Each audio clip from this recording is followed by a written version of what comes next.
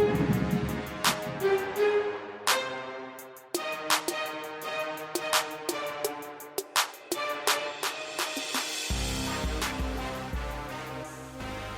everybody, and welcome back to Brainstorm Brewery, the podcast where we all know what top loaders are, where we all know what team bags are. That's right, the podcast that before last week did not Black BCW sorting trays. I have one of those.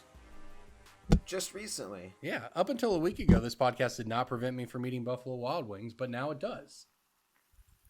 For quite the extended period of time. Yeah, we're getting there. Because for those who don't know, everyone new patron or every person who ups their patron level, for every $1, that's 2 days I can't eat Buffalo Wild Wings. So we were gonna say one day. He made it 2 days. Yeah, that was a because he doesn't believe that you're gonna do it.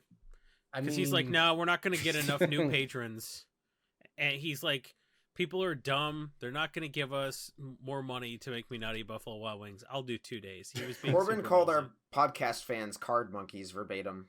Is that what happened?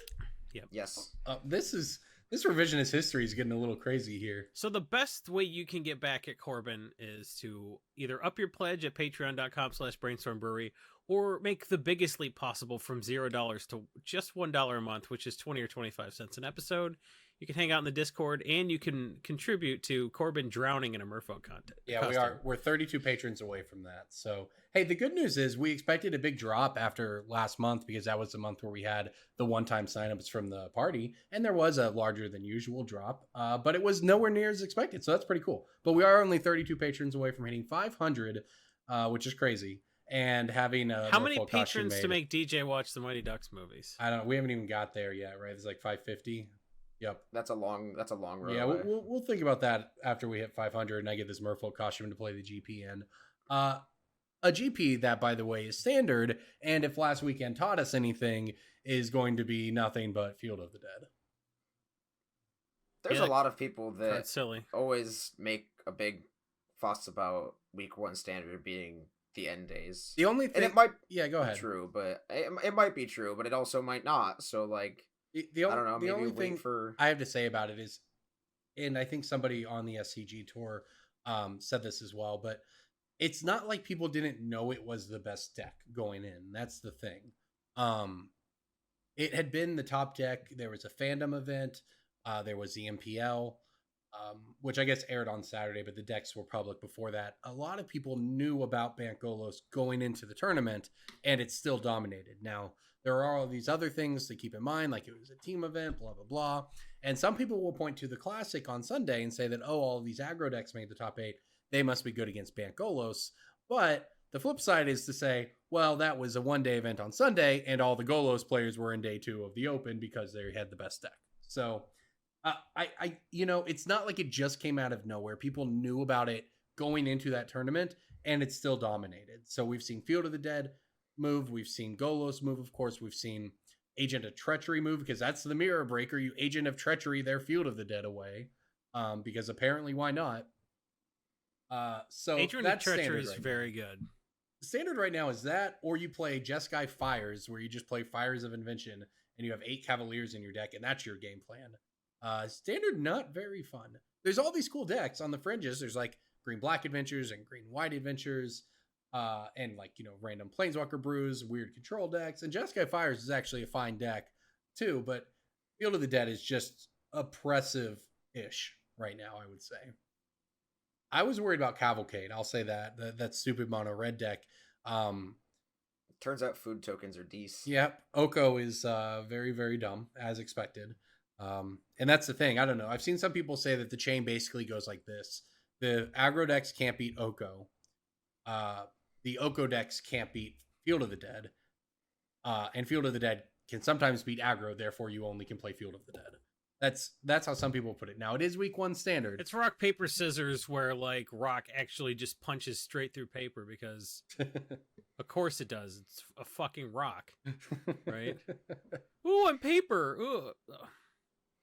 Yeah, what do you got? Your paper. You're flimsy. I'm a rock, bitch. Wow, that's one way to put it. That's the kind of metagame analysis, hard-hitting stuff we need around here. Keep that up, please. I'm the rock, bitch, says Field of the Dead decks. Speaking, yeah, that's the name of your next article. I'm going to put a coverage article out at the MC here in a couple weeks. I'm the Rock, bitch. I'm a Rock. We're gonna t-shirt that just real quick. And Dwayne the Rock Johnson will definitely not come after us for that. I mean, I don't want to do a t-shirt t-shirt of that, but I do think that it's hoodie season, which is why I'm wearing a hoodie sweatshirt. And this is one of the premium ones from the campaign we have going on Teespring. We decided to do a campaign that re-ups every week. So instead of being like, hey, you have 14 days to get t-shirts and we do this once a year, we've just decided to keep it going all the time. So if you go to the Teespring link that's in the show notes, wherever you downloaded this podcast or on YouTube, pretty sure it's teespring.com/brainstorm brewery, but or BSB maybe, I don't know. It's whatever, the link's in our show notes. The point is this hoodie is very comfortable and it's hoodie weather depending where you live. So that's a thing you can do. We're not going to do one big Teespring campaign a year anymore. We're just going to leave them so you can buy them at any time. So maybe give that link to relatives who don't know what to buy you for Christmas. That was smart of Teespring, right? They realized that instead of making people do drives, we can just basically become a fulfillment service. Teespring is not smart. I think the whole kerfuffle we had with them earlier this year, which was initially my fault and then blossomed into them not giving any fucks about us at all, even when JVL interceded on our behalf. Teespring's not smart, and we still use them because... Good answer. Yeah, good answer. I had to think about it. I was like, we use Teespring? But for now we do. So we can shit on them all we want because we're still giving them our money by having our merch available there. So I got this nice, comfortable Brainstorm Brewery hoodie. You could get a t-shirt or a hoodie. And you can go out and people be like, Brainstorm Brewery, where's that? What kind of beer do they have?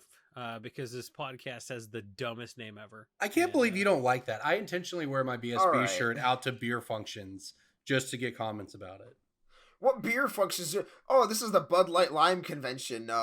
I went to a thing called Zoo Brew last week, where the Miller Lite days. The Miller Lite Field Days was that. I was actually slightly tilted though because it was at the zoo, which is cool. They had there were literally 75 different breweries there, from 4 or 5 states around Oklahoma City, right? Yeah. So you're a large city. Okay. Yes. But I mean, they came from Texas and Arkansas and so on, right? And it was really neat. We paid whatever we paid to get in. I think they were like $50 tickets. Allegedly, it all goes to support the zoo and stuff. And then they had some food trucks, and all the beer was free in little tasters, so you could get your little 1 ounce pours all night long. But they had a bunch of different stations set up around the zoo with music going on. It was pretty neat. However, every one of these, we're at the zoo, okay? And I want to believe that zoos do good for the world and they preserve animal species and they lead conservation attempts and all of that stuff. And instead, they had a bunch of breweries out there who all used plastic and all had just crappy, terrible things that you throw away. Everyone had, it was just very not eco-friendly. Did they litter? Or did they put the 6-pack ring directly around a turtle's neck? If you threw it in the trash, that's no different than them doing that at their own thing. Also, Zoo Brew is a dumb name. You think, it's a smart name. It's not. The zoo near me, it's called Bonteboktoberfest. Huh? What? Because of the African grazing animal, the Bontebok. That's a terrible name. No one knows what that means. If you say Zoo Brew, people get it. If you're from Oklahoma and you say anything more clever than Zoo Brew, I suppose, yeah. But agreed. For the kind of people who are highbrow enough to get shit-faced in a zoo for conservation money, Bonteboktoberfest, definitely a good highbrow name choice. So, I appreciate the name telling me exactly what it is. It's brew at a zoo, man. Like our podcast, everyone here is Brainstorm Brewery, and they know exactly what it means. Yeah. Yes. We brew decks for the first 11 episodes of this podcast. Anyway, speaking of brewing and standard, and that was a terrible transition. DJ, what was you just worked Montreal. From what I understand, you love Montreal as a city and love French Canadians and all that good stuff. Did you say speaking of brewing and standard and then ask me about a limited event? Yeah, man. You got to get the cards somehow. You open them and draft. SCG That was a Philly- jarring transition. I like it. SCG Philly was a standard event. You weren't there. What's the point of transitioning to an event you weren't at? What were the hot buy list items for you There guys? there was an SCG event, or there was a standard event at SCG Philly. It wasn't. Yeah, there was a classic. No, what was the top of you guys' buy list from Eldraine this weekend? Oko was the big one. What were you paying on What Oko? were you paying on Oko? At the start of Friday, we paid 40 CAD. Then we dropped it to 36 partway through the day. So what is 40 CAD in a Freedom dollars? Like $30? A little over 30, yeah. That's not a great exchange rate. I think Canada should get their shit together because the NHL salary cap is tied to their weak ass dollar. So what does that mean? Does that mean the American hockey players make less money? No, it's like, yeah, well, the cap can't go up because it's tied to their dollar. Oh. So like the team makes less money. Well, yeah, I mean, we had the usual suspects on the hot list. We weren't like scrambling for Eldraine cards because there were only 4 vendors in the room. Oh, because wow. nobody wants to go to Montreal. It's not a great city. I will put it that Montreal way. is an incredible historic city. What are you talking about? Based on what? The land of my forefathers. Okay. Toronto, great city. Ottawa, Yes. great city. Sure. Vancouver, Calgary, A+. amazing. Montreal, garbage. I will say Montreal is by far one of my least favorite cities to visit in Canada. Okay, so there is some sort of insular, just I don't even know what to call it, just like this, just way of life in that city where everybody needs to thoroughly examine the condition of their cards when they purchase them. Go on. People did not like turning away Throne of Eldraine cards because of their centering. That happened multiple times to me throughout the weekend. So the Canadians at the event didn't want to buy cards from you because of the centering? That's what you're saying? Correct. There were players who would they were Marcel minting to the extreme. There's Marcel mint and then there's Montreal Mint. Montreal Mint. So like somebody the took an episode. Eternal Masters Enlightened tutor out of a sleeve and they said, I don't want this one. It has a tiny, tiny microscopic nick in it. And then I said, well, that's the one that we have. Here you go. And then I walked away. DJ with that customer service expertise. Well, That's why he buys the cards, people, and doesn't sell them. I sold a lot of cards that weekend, and I tried to sell as many cards as possible, but unless those people were apparently buying their Once Upon a Times to get them graded. I don't... Hearing about centering is good because the only time you ever hear that word is in reference to getting alpha beta cards graded. Or Why power. would somebody in Well, Montreal buy a Once Upon a Time? They're like, do you have a copy of Il était une fois? Which is a good name for, it has ellipses. I It think does have that's cool. ellipses. That's pretty cool. They should have done that with the yeah, but American I mean, in English terms of version. the actual buy list for cards we were heavily looking for, it was mostly just the usual suspects. I mean, Renin 6 at 100 CAD, which is 75, Urza at 40 CAD, so 30, Force Signation, Prismatic Vista. Hydroid Crisis is always a big one because that's the only good card in that entire set, so it's very hard to find. From Seasoned Ravnica Pyromancer. Allegiance? Is that true? Yes. Oh, I mean, besides the that lands, Shockland, obviously. like, it's, yeah. It's exactly 0.75 to 1 right now. There you That's go. super easy to remember. Yeah. True Name, Rashadan Port, Thoughtseize, Ancient Tomb, Monastery Mentor, Tarmogoyf. These are just cards off the top of my head, but those are all the goodies that we always want heavily in quantity and pay usually around anywhere from 80 to 100 of percent of TCG low. That's nuts to me that there were only 4 vendors in the room. I know it's Canada and all, but I mean, you get 20 plus in the United States at the big ones. Well, Do you yeah, think I mean, it could be face to face, not wanting the competition? Well, face to face. I mean, it's not face to face not wanting the competition. It's Yeah. other people not wanting to deal with face to face as the competition. yeah. They Face to face had certainly has a two- lockdown on Canada. They had 2 full booths at the event. They had one gigantic island display for selling, and it was just like a round table of like sleeves and deck boxes and display cases for selling. And they had a separate half booth for buying with 7 buy stations going full time throughout the weekend. And they had like a line. They had like an organized little like what do you call them, little like line separators where you like the airport line where you like zigzag up the way through. They had one of those. Wow. Good Yeah. for them. They've face to face has the lockdown on Canada, and all the Canadians rally around it. I think it's kind of cool. I actually really like dealing with face to face, though. Yeah. So I mean, they're good for a reason, right? yeah. Yeah. Let's see. I mean, Speaking of stores that are good for a reason, Channel Fireball, our sponsor at channelfireball.com, I like that you recently beat had me to it. recently had a buy list promotion of plus 40% in trading credit. Ooh, that was real spicy. No, I like that you beat me to that. I was about to say that.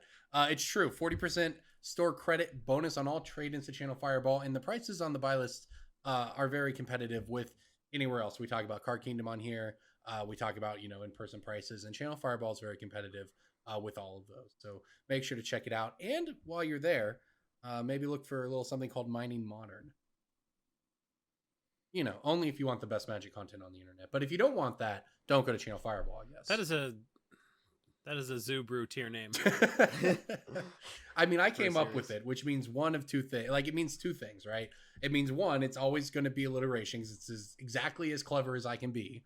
And two, it's going to be the best Magic content on the internet. That's all there is to it.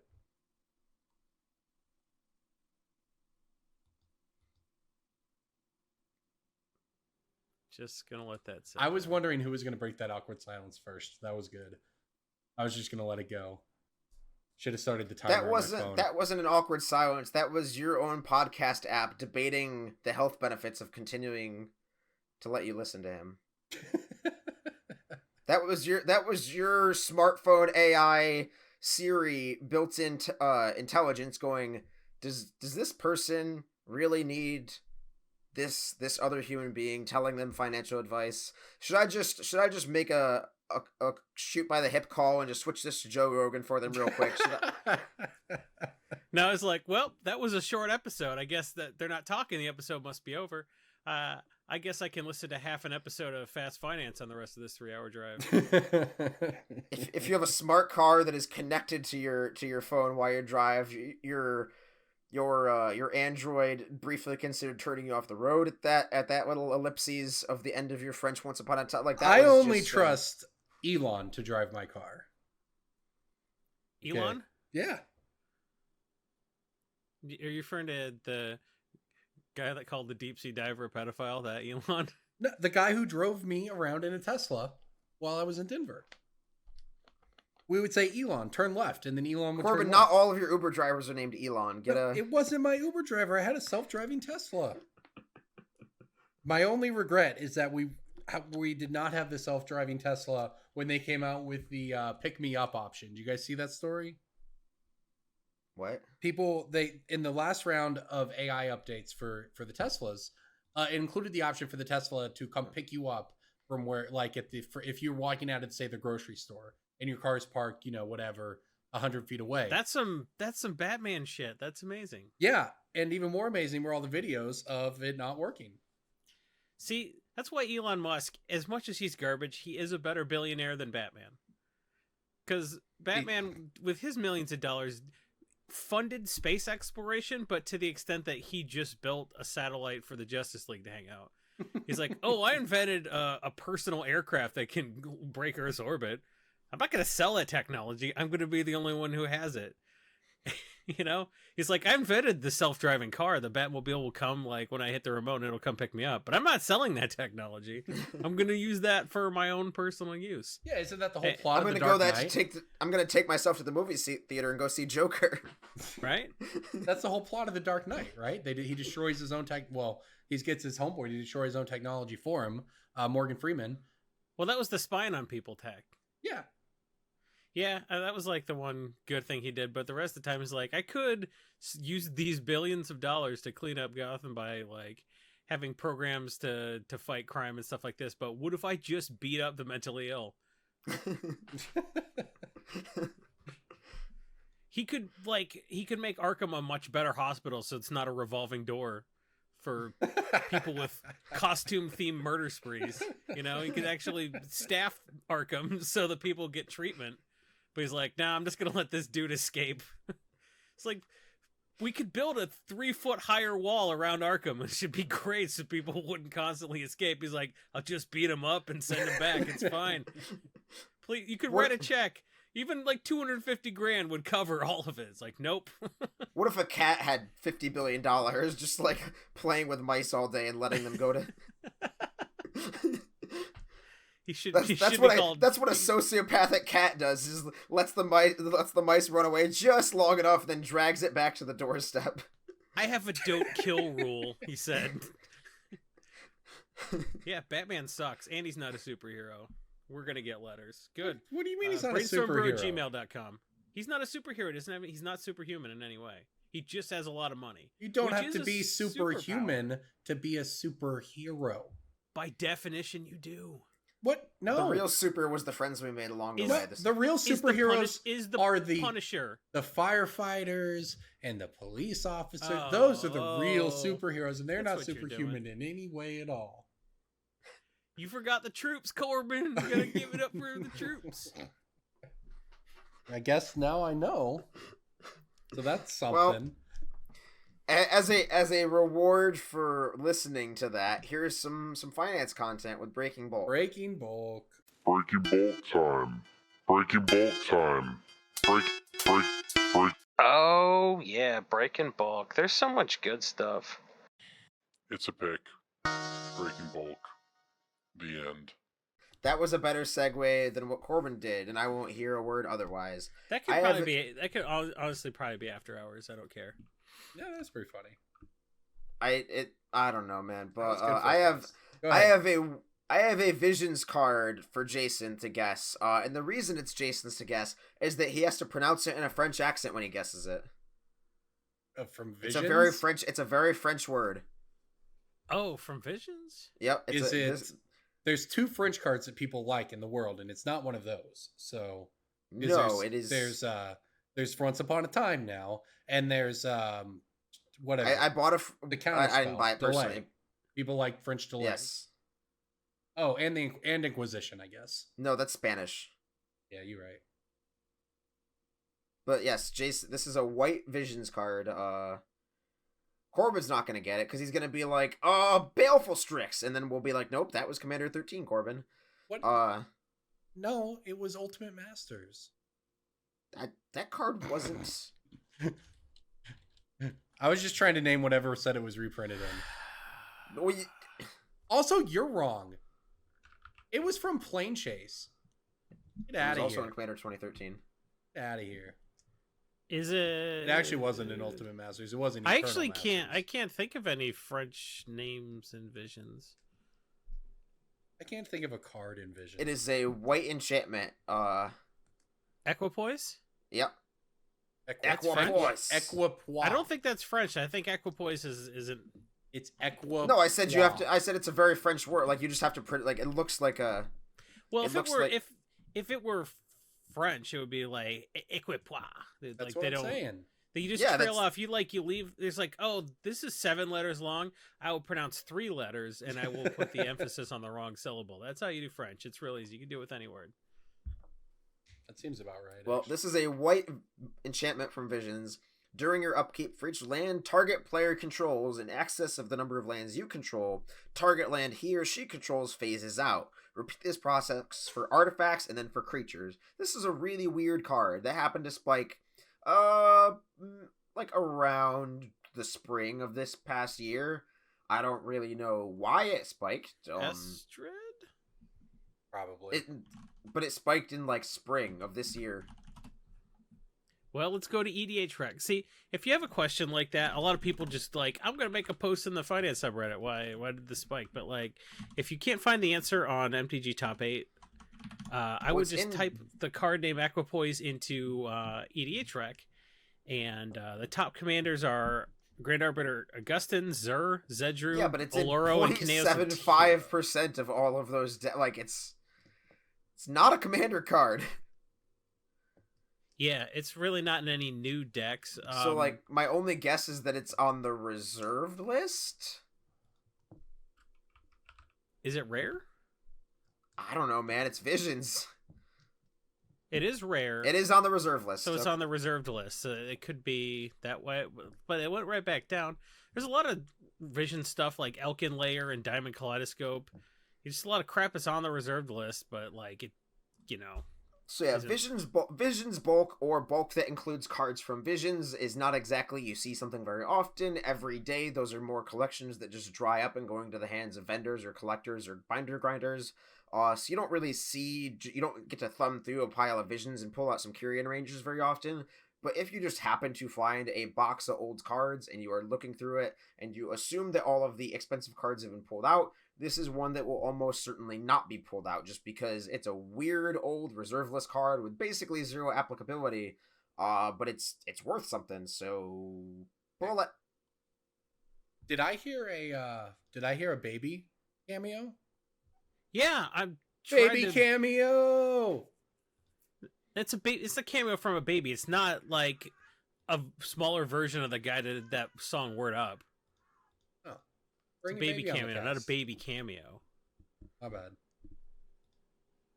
I think he's gonna go back to sleep on his own. No, he's not. Go get him. Okay, guys, I've got a recent one here. I have a War of the Spark uncommon. Evolution Sage. It is Evolution Sage.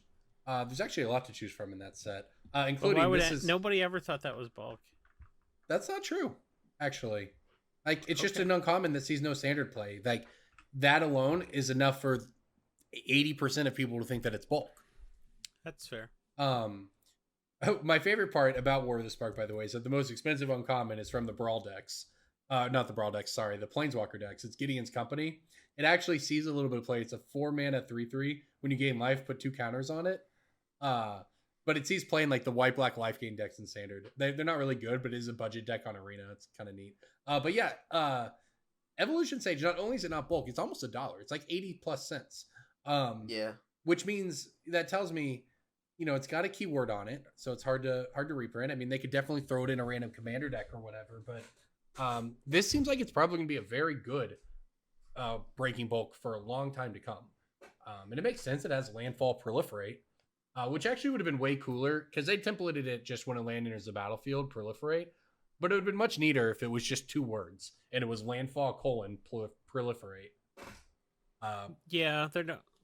Yeah, very solid card on out of that set, and obviously that set has a lot of stuff going for it. But it's actually, I like to choose my breaking bulks from in standard sets that people will, hopefully actually find, and everyone's going to grab all the planeswalkers and Dovin's vetoes and stuff like that. But there's some, Neoform to Spark, Evolution Sage. Those are all 50 cents plus that are you can reasonably find in bulk. Yeah, Flux Channeler is a good one too. Yes, Flux Channeler is a good one. Wasn't that reprinted somewhat recently? Let's see. Oh, actually, literally in War of the Spark, but it's a Oh, I was thinking of a different. Flux Channeler is a card that was. Yeah, no. I was thinking of a different. I was thinking of Flux Mage or something.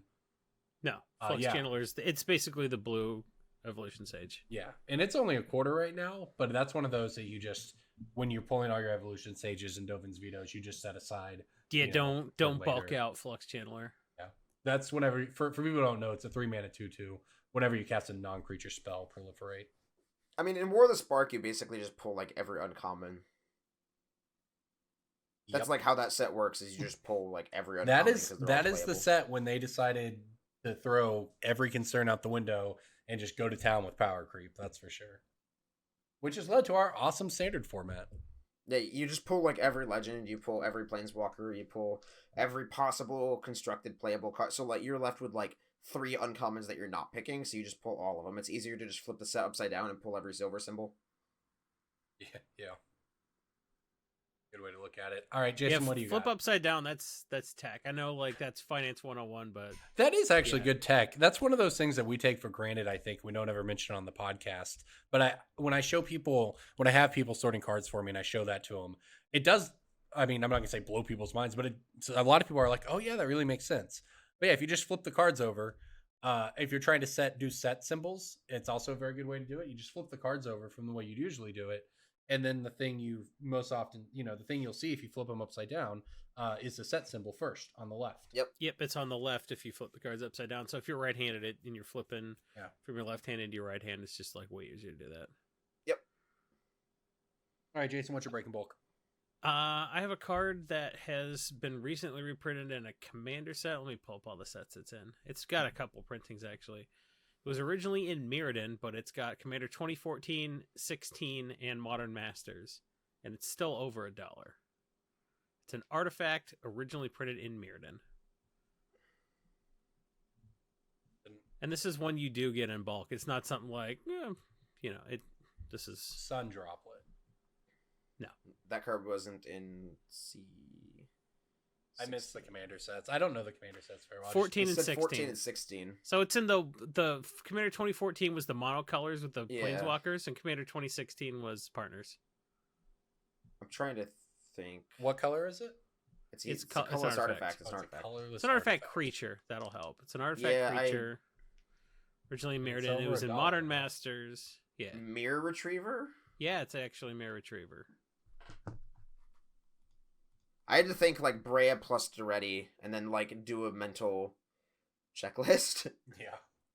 Well, Mirror Retriever, that's it's actually more on TCG Player than it is on Card Kingdom. It's just one of those cards I get in bulk all the time, and it's great to pick a card that you can throw up as a $5 playset on TCG Player or put in the case at the store. Love it. And it occasionally becomes a combo piece. That was a key piece of the KCI decks in Modern, was to get Mirror Retrievers. It's only $1 on it's $1.80 on Channel Fireball. So if you that's a very good one. This is another case where the Commander versions of these types of cards are always better than the original printings for a couple reasons.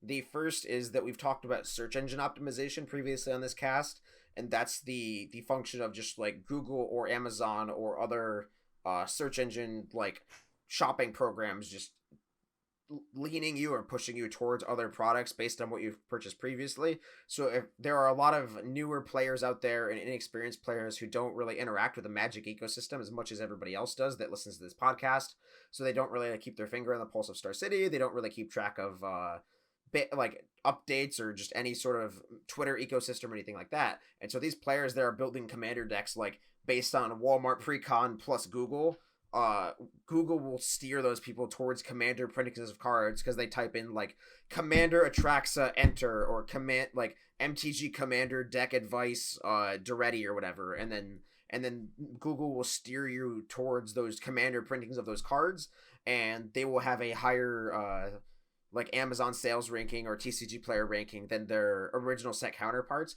And the other reason to that is because most players like their cards to be near mint. If you've ever touched any Mirrodin card ever, they're all heavily played. Yeah, that's true. So like every Mirrodin card was played unsleeved on a lunchroom table. Yes, so every Mirrodin card is moderately played or worse, and so you'll get those copies in bulk. They're still nice to find. I mean, don't get me wrong, you still pull them out and you still set them aside, but you're going to get less for your buy list purchases on them. And if you're a player purchasing those card, I would lean towards getting a Commander copy. And that's true for pretty much everything. Like even more recent cards like Burnished Heart from Theros, like you just want the Commander versions, or if you look them up and look at their TCG Player market price, the Commander versions of all of these cards, even with their multiple of reprints, like there might be 4 Commander versions of a card, they'll all be more expensive than the original printing. All right, let's talk about the other thing that happened this week in Magic Finance. And this is the mess that is the Brawl decks. We talked about you mean the 95 posts on the Magic Finance subreddit of like this? My target in Nebraska's out, guys. Don't come here. Yeah, guys, I did the market research for Omaha, Nebraska, and all the wall. I managed to get this many Jund decks, this many Fairy decks. I'm sitting in my cornfield, like doing a Snow Angel of all my Brawl cards. Like, cool, dude. There's 95 other posts like that. Well, DJ clearly feels strongly about it, but he's not wrong. The Brawl decks. You can apply that sentence, Corbin, to like most of my life. Yeah. The Brawl decks, I mean, it's just hard to imagine them being more of a just dumb. Like just the way that the entire thing is played out with them, it's just been stupid. You can just like follow my League of Legends life and watch me just typing in all chat telling my jungler to kill himself. You're like, Jesus, he feels strongly about that, but he's not wrong. His jungler did give double buffs to the mid. I mean, He's letting out a storm here, but he is my not gosh. wrong. How are you not banned? You're so toxic. I'm not. Just chat restricted. I'm not toxic.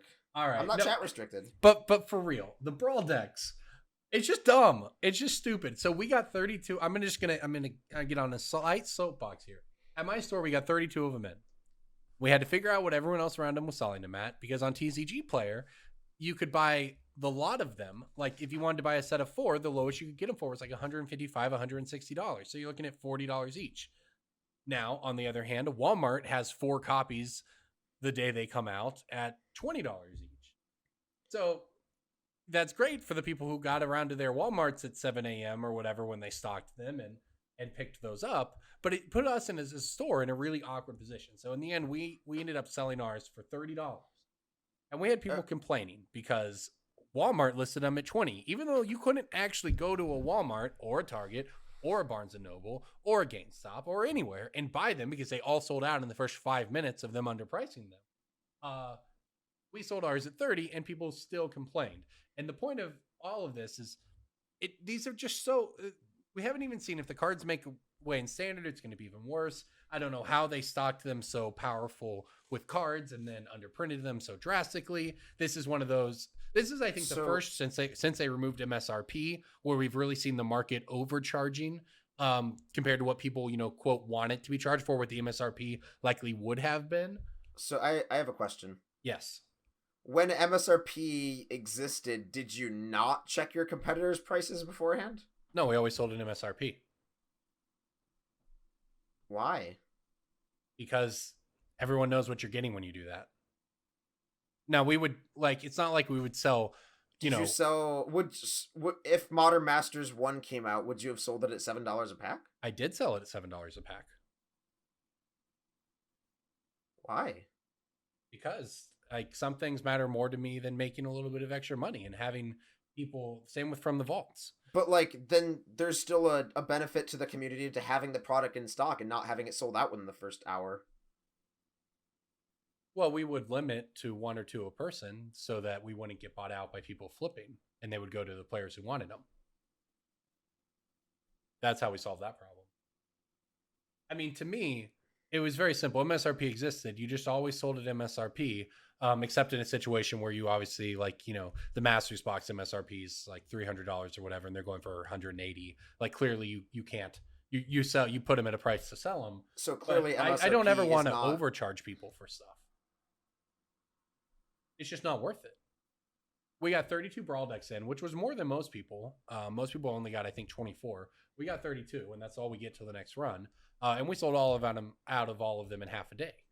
And I think that, other stores might have been selling them for 50. I've seen people reposting them in the the Oklahoma Facebook page for 50.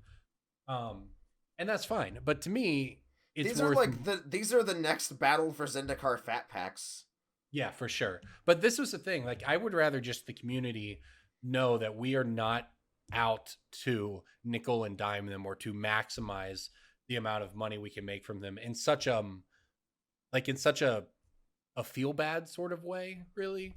We're obviously trying to make money off of them like everyone else in the world is, but it just feels like price gouging. Whether it's from a business standpoint, I get it. It's just I put more value in having the community have positive feelings towards your store than I do the price. But this is all just dumb because it's led to such a disparity in pricing. The lucky people who have the privilege or whatever to get to Barnes and Noble or Walmart the day they restock, get to buy as many as they want for $20. But then the person who doesn't live in a place where they can do that or doesn't get lucky has to pay $50 to get them on TCG Player, or if their LGS is upcharging, if they can even buy them. They don't have to just pay such a disaster $50 to get them, though. I understand that, but it's just they can wait 2 months and then yes, there'll be a massive print run and then they'll be able to get them for 20. We all know that they can do that, but from a business standpoint, it was just a disastrous rollout by Wizards because you don't, whether they can wait or not. And from I'm looking at it from a business perspective. Wizards had a bad rollout of this product. The advice I would give somebody is clearly to wait, but that's it's just hard to imagine these going over We don't over look much at worse. Oko at like $40 a week after release and be like, man, that was a bad business rollout of that product. Like, I think it was a dumb idea putting cards that people needed for standard in a hard to attain product like that. Also, because you wanted to juice the numbers and claim that Brawl is a more popular format than it is by virtue of people. that's a conspiracy theory, though, right? We don't yeah, know and, that. And they already tried to hedge their bets against that with their collector booster print run. In terms of like not being able to get Alelas, they bet on people being willing to throw lots of money at collector boosters, and that still happened. Like the deluxe edition went on sale this past week, and it didn't sell out within 10 minutes like the War of the Spark edition, but it still sold out. Yeah. Like that product was a limited edition. The prof made a video saying don't buy these, and they still sold out. It was a $450 pile of feces, and it still sold out. Like, JJ, find the Blizzard comic of, like, the Ice Frog or whatever, where, like, it's the poorly drawn... I'll send it to you in the group chat, but it's, like, the poorly drawn guy, like, complaining to Blizzard of, like, oh, this product's garbage, it's the worst, and then he just, like, eats it up. I have no idea what you're talking about, but yes, you have described like Magic this deluxe edition is an insult to my wallet. How dare you, Wizards? Are you buying it?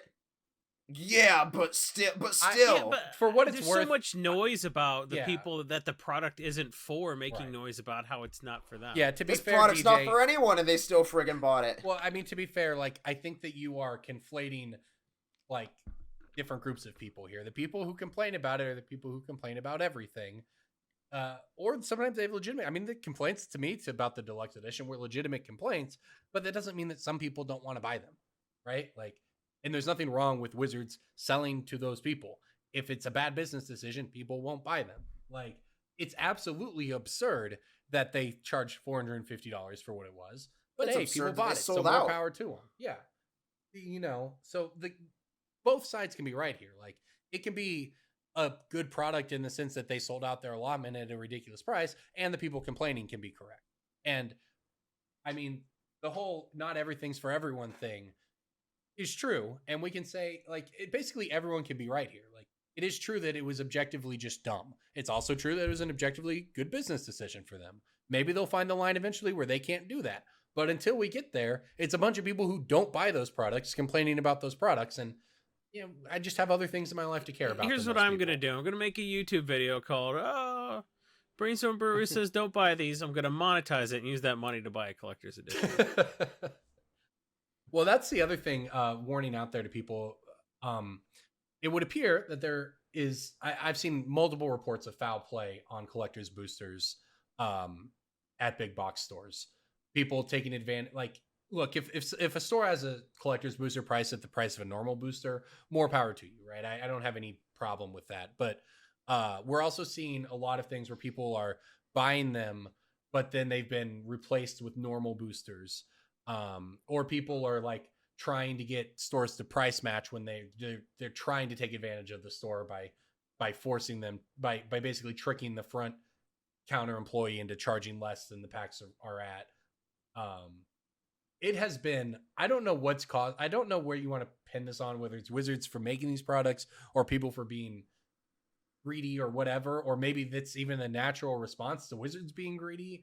But it's just been, I've just seen so much ugliness out of the Brawl and collectors boosters experience just from what I'm seeing going around the internet. It's just made me feel gross. Right? My only complaint about the collector boosters and the entire Throne of Eldraine variant products in general is how much of a logistical nightmare they are for people who do my job.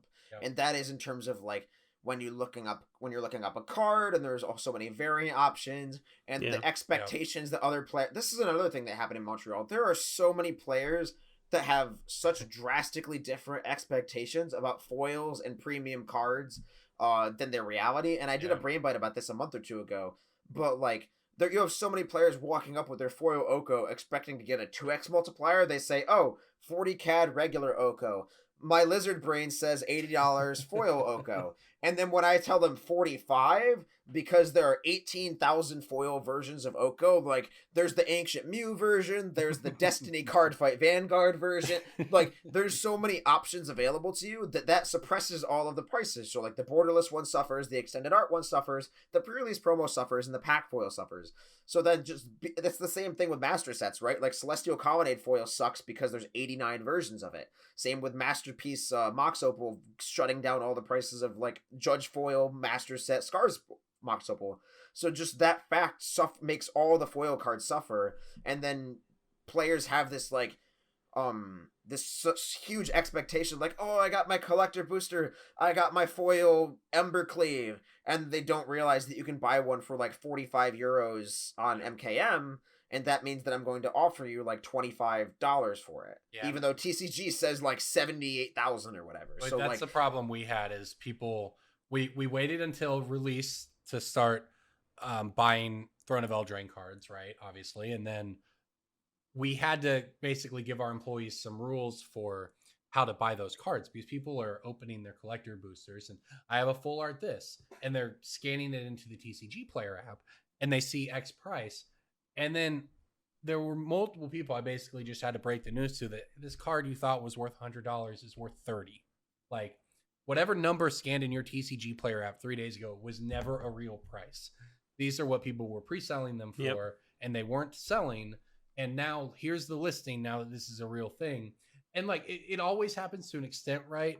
But because there are half-assed masterpieces. Right. Well, right. And there's so many, and they're more accessible to the people who bought a couple collector's boosters, or they got a collector's booster when they bought a box or whatever.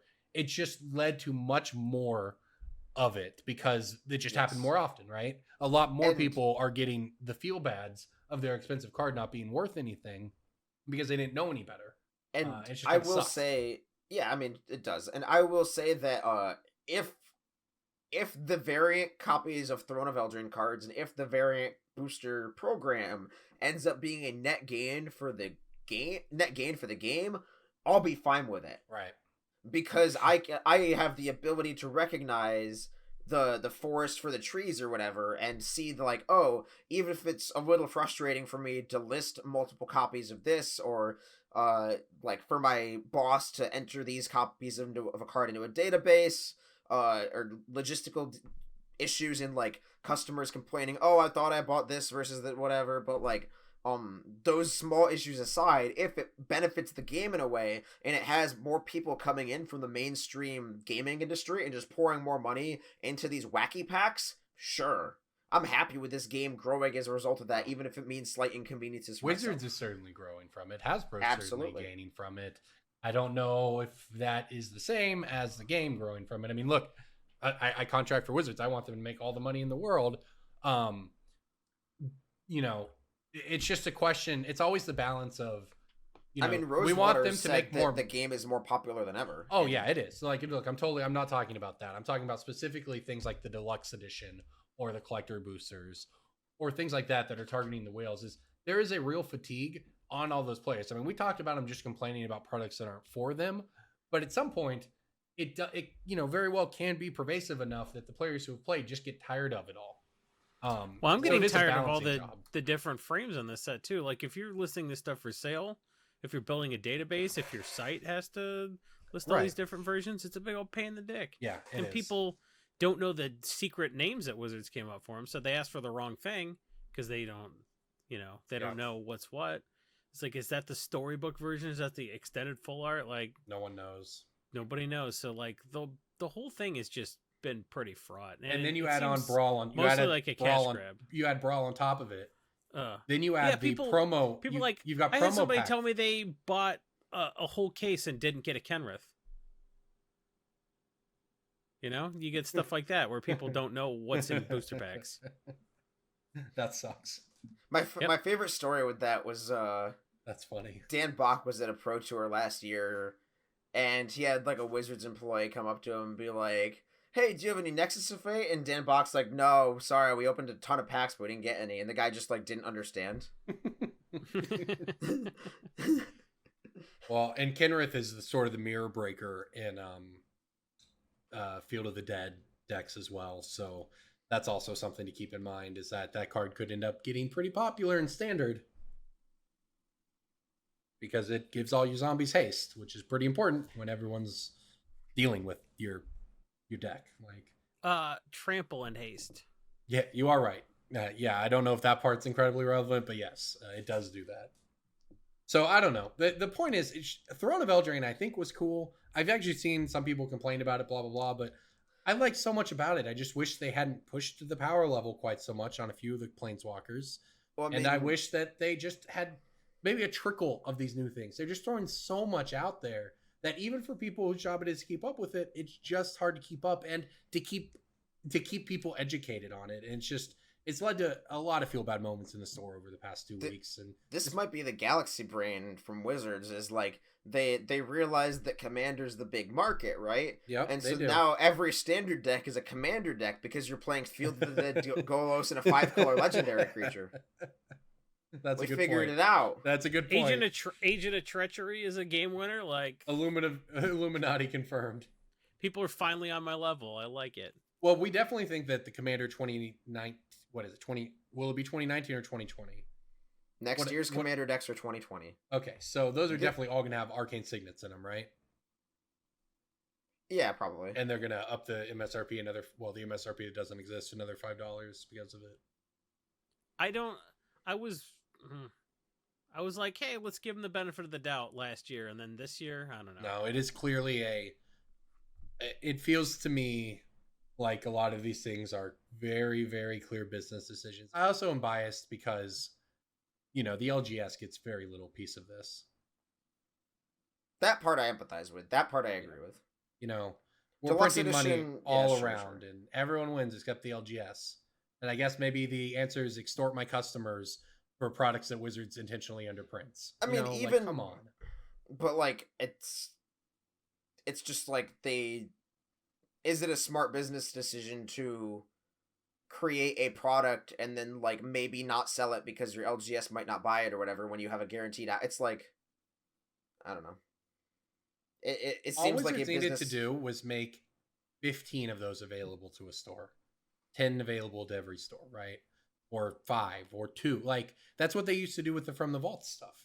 From the Vaults were basically a gift to LGSs because they sold for a lot more than they were worth. They didn't cost much. The MSRP was well above what they cost. They only went, I think the MSRP was 20 on From the Vaults. Yeah, the MSRP was like a joke how low it was. Yes, but it was. No yes, stores it was a sold it for that. It was a $10 product that you got from distributor, and the MSRP is 20 on every From the Vault. Interesting. Yep. But no, the stores. Well, some of the stores sold them for that. It does say the MSRP, them, but I just googled it, and it says the MSRP was $40, just for the record. Okay. Just so we're clear. Okay, but on From the Vault relics, half the cards were $40. Yeah, I mean. They were just a very nice product for LGSs, and I think they were LGS exclusives, not big box store stuff. And it's like we've gone from those days to now. Not if you do get anything, by the way, it's also going to a big box store, but it's also going to Amazon, and it's also going to Wizards selling to people directly. That is how markets evolve. Competitors exist. Yeah, Amazon doesn't give people a place to play Magic, and it just seems to me that Wizards should care more about that than they seem to be caring about that. And maybe that's how, maybe their end goal is they don't care if LGS exists or not. But I think that they do. I think they want to shift everybody to Arena is what I think. I don't think they do, man. They print money with Magic cards. It costs cents to make a Magic card, and they sell a pack for $5 now. I can empathize with LGSs, but it seems callous to say this, but it is a business model of the 90s. Look, I get that. All I'm saying here is that the LGS business model is the LGS business model. It is what it is. You adapt or you die. All I'm saying is Wizards doesn't need to make it any harder than they are. Everyone could win on some of this stuff, and instead Wizards is choosing to win by themselves, which certainly makes sense from a dollars perspective, but not from a have place for people to play Magic perspective. All right, let's move on. Let's tackle pick of the week next. Pick of the week, pick of the week, pick of the week. Time for the pick of the week. I'll go first. Okay. What were you gonna say, DJ? No, it's fine. I was gonna just jump in and be like, Thief of Sanity. I want to go to bed. Oh, yeah, Thief of Sanity. That card's like down to $2, and it's very, very powerful. And it might not be good in this wacky new standard environment we're going in, but you have like 8 months of like gambling your $8 on that card being very good. And if it does end up being very good, if Field of the Dead gets banned, if something goes horribly awry with the next set and things shake up, it's just a powerful card that, like, I mean, Night Veil Spectre was 10. That's where we're... Thief of Sanity is like the card that every format devolves to it being good, right? Like, eventually Field of the Dead probably breaks this mold a little bit. But like the last standard format, you could just watch the card go up in price. It just devolved to the point where the Esper decks were so tuned against the rest of the field that the only way to win then became going over the top, more or less, with Thief of Sanity. Well, yeah, I mean, but this format, Field of the Dead might break that paradigm because it's a land and you win by making land drops.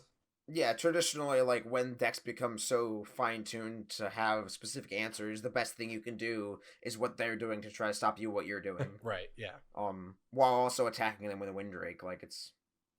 Yeah, that said, we have to see what happens with Field of the Dead. You can Thief of Sanity them to take their Agent of Treachery and steal their field. Like, you can Galaxy Brain this till the cows come home. That literally might be where we end up. I would like to see some sort of transformational sideboard for the mirror.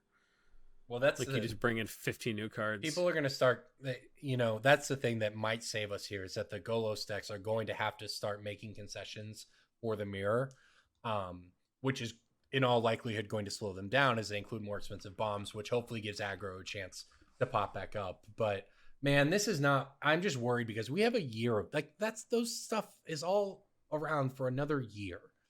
Right now is when you're supposed to have 6 different decks top 8, and they're all weird and bad, and half of them are unplayable in 2 months. That's also a concession of like arena and mel people. Tournaments. Arena and other tournaments existing, like, prior to we're used to like pre-release being a release. And now it's like release weekend of the set is 3 weeks old. So yeah, I mean, that's certainly, there is something to that. I liked that standard 2020 event didn't have, it was sort of a preview, but it didn't have all of Eldraine. I think it had a couple Eldraine cards that would have been released early or something weird. So it was weird because the impression people got from that was not what standard actually looked like. But yeah, it took no time at all for people to figure out Field of the Dead. And the MPL has something to do with it because that was the best players in the world grinding on stream for a very high stakes event immediately following the set coming out. So, it's not even like the Star City players get a shot at it and then the Pro Tours a month later. It's we got there fast, and now we have a year to go. So I'm just concerned about the next year.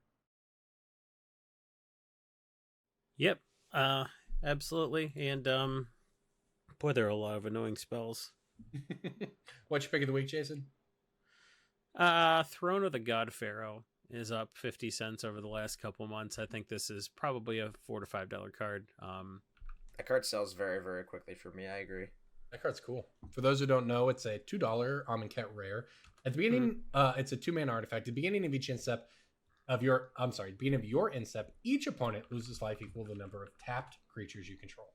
Which is great for people going wide, and I think Alela decks are going to want to play this, and I think people are going to build Alela decks.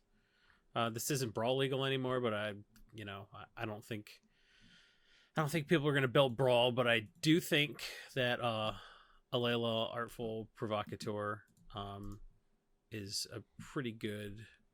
I don't like Corvald as much, but I think Chulane is dumb. I think Alela's dumb, and boy, what's the other one? Sir Gwyn. I think Sir Gwyn is going to make people money on the basis of it being really obvious. Because there aren't too many ways to build your dumb Night Tribal deck, so I think people are just going to take SRAM tech and just throw it at a 3-color deck. Throne of the God Pharaoh always throws me off because it's legendary, and it was made legendary like right before the border got changed. Yeah, imagine that. Imagine making stuff legendary that has a name. It's like, oh, this is one of the many Castle Vantresses. Are you sure? Like, it makes me mad when something that has a name isn't legendary. And this could have been a Throne of the God Pharaoh. I don't know. It's the Throne of the God Pharaoh. It's legendary, and it's $2, and it should be more. It's just one of those cards where you're like, it's gonna hit like $6, and you're like, wow, when did that happen? You know, every time I look at Aetherflux Reservoir, it's gone up by another $1. You know, this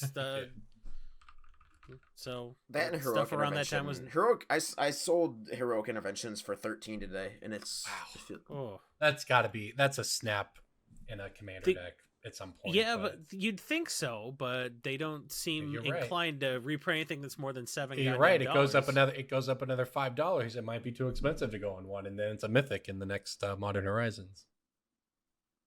I've got a spicy one today that I actually think has some good upside. Niv Mizzet Reborn from War of the Spark. It's 5-color mythic. It's dumb, but it's in a dumb modern deck, and it's a mythic from War of the Spark, and I think that it's got good upside. It's under $3 right now. It's still about $2.50. And for those who don't know, it's basically the Arkham's Astrolabe is a Mistake deck of Modern, where people just play 5-color Niv Mizzet, and we talked about this before, people were buying Safe Right Quest, but now they get the new green-white Bloomtinder from Throne of Eldraine for the deck, which also helps ramp you into Niv Mizzet. And Niv Mizzet is starting very slowly. I mean, it's climbed about 30-45 cents in the past month, or in the past couple weeks. It's on the way. I mean, the card's easily going to go from the 250 it is now to 5, and eventually, Paradoxical Outcome and Emery and Sai and Urza seem to be the hotness of Modern at the moment, and I don't know if that's going to end.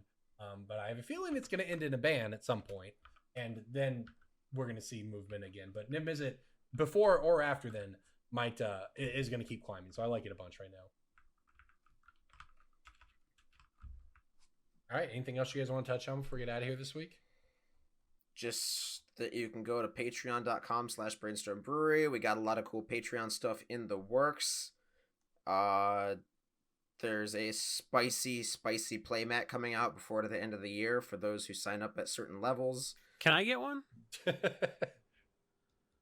I get one of those hoodies or shirts? There's all kinds of stuff we have that I don't even know about, man. Come on. Like the hoodies and shirts, you just go and buy them. Like, I bought this. I'm the talent. I'm not supposed to have to do that myself. Does the talent know about team bags yet? I was about to say, learn about team bags, everybody. Yep. So go to patreon.com/Brainstorm Brewery. We're not asking for a ton of money. We're not asking, you have to subscribe at 20. We're just saying 20 or 25 cents an episode. They're good for packing your cards in. Oh my god. Cut all of this. Can we end? We just pinch it off.